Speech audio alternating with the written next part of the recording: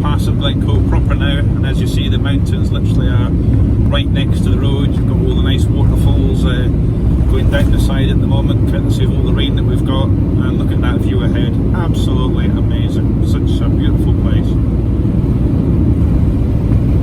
Of course, if you're into rock climbing, this is a mecca for rock climbers, but this is a place where you definitely need ropes and pins and all the rest of it, because this isn't one for hill walkers. This is seriously steep stuff where only professional climbers should go. There's enough people get rescued here every year as it is. So beautiful to look at, but I wouldn't go climbing here unless you know what you're doing, especially in winter time. But, lovely place. So I'll just let you have a look at the views now as I'm heading down into the pass. I go right the way through here.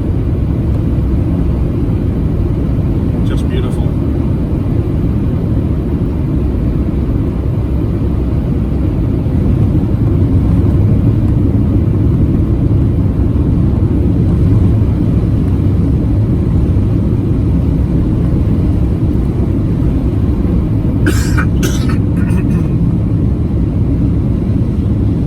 Too much shouting on the microphone last night. Got a serious cough and sore throat today.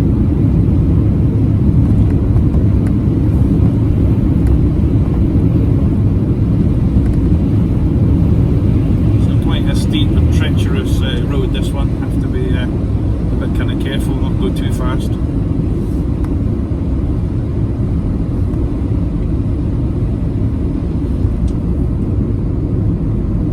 It's one thing I like about driving my big van, nice and high up, getting a great view, and it does hold the road extremely well because it's a very, very long wheelbase.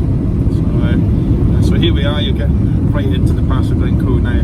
The bits you can't quite see because the camera's quite low is there's a river off to my right, which has now gone to the left, and just round this corner there's a big waterfall, which in the winter time is full of water, and in the summertime it's a trickle. So not going to be able to show you it, unfortunately, because it's right off to the left, and I can't do it with being hands-free, but you can see the mist coming off it just there. Oh, and it's absolutely beautiful today. So very, very nice place to visit. I always think Glencoe is one of the best places to go in Scotland on a rainy day. It has a much more dark and mysterious side to it, and you can just imagine the Campbells and the MacDonalds back in 1700s murdering each other in this valley, because that's what it's renowned for, the massacre of Glencoe. If you read your history books, they'll tell you all about it. But just absolutely beautiful, stunning place.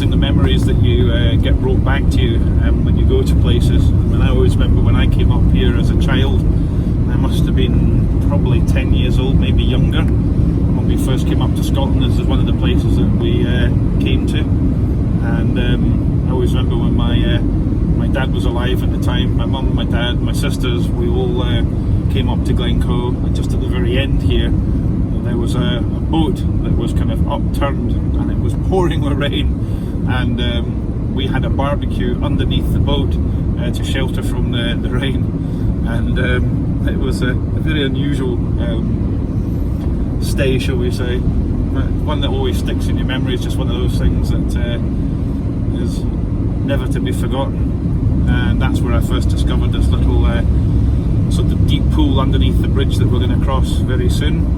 And you can go swimming there. I always remember going swimming there, and every time I come up here in the summertime I try and give myself a bit of extra time so that I can actually go for a swim in this pool. It's just lovely. Now, talking of which, swimming pools, there are some fantastic places to go swimming in Scotland. I think my most enjoyable pools that I've ever swum in were actually on the Isle of Skye, a place called the Fairy Pools. you need to look that one up online. It's a bit of a walk, but believe me, it is worth it. And you want to pick it a day that's really, really hot in the height of the summer, and go for a trip on the ferry pools and go and swim in all the different ones.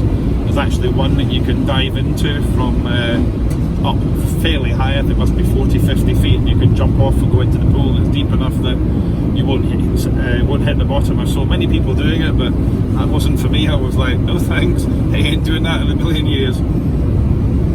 But yeah, look up the ferry pools on Skye, look at the photographs, and you'll want to go, and it's just amazing. Skye is a very beautiful place. It's renowned for being extremely rainy, but if you get on a day when it's sunny, it is one of the most spectacular places that you can see. Beautiful mountains, the Coollands of Skye. And if you go to the far side of Skye, there's a place called Mealt Falls, M-E-A-L-T Falls. It's a big waterfall that goes off the cliff and into the ocean. And I went there earlier this year after doing a disco on Skye. I actually stayed over, and I thought, right, I'm going to finally go and see this place, because I've been dying to see it for ages, and I finally managed to do that. Now here we are coming up to my wee lay-by where the upturned boat was, and you'll see the bridge here that we're about to cross. So my boat was just down here on the left in that wee lay-by, but a little wooden bridge.